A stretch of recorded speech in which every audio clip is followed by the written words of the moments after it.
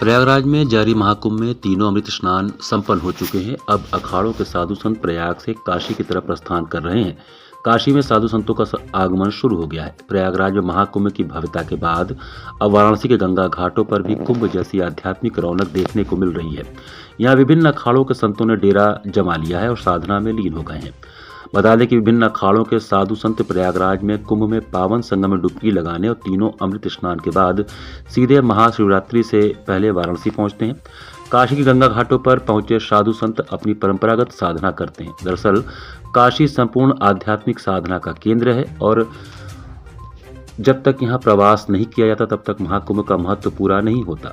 एक मान्यता यह भी है कि काशी को मोक्षदायी नगरी माना जाता है और यहाँ प्रवास करने से साधना का विशेष फल प्राप्त होता है।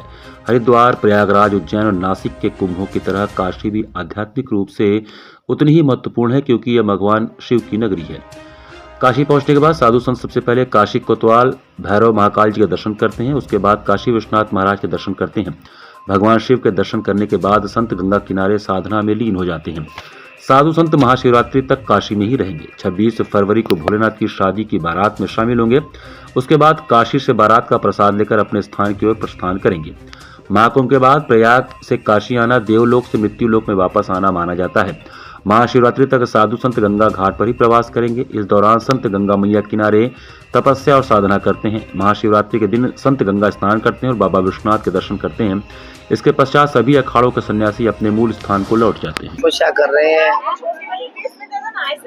हिमालय में।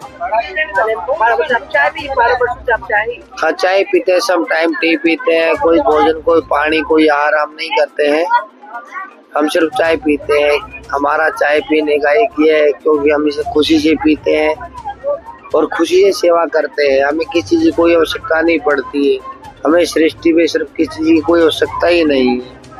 हम योग साधना से खुश है और अपने आप से हम मस्त है। जय भोलेनाथ। कुंभ मेला में क्या सबसे बढ़िया रहा मेला।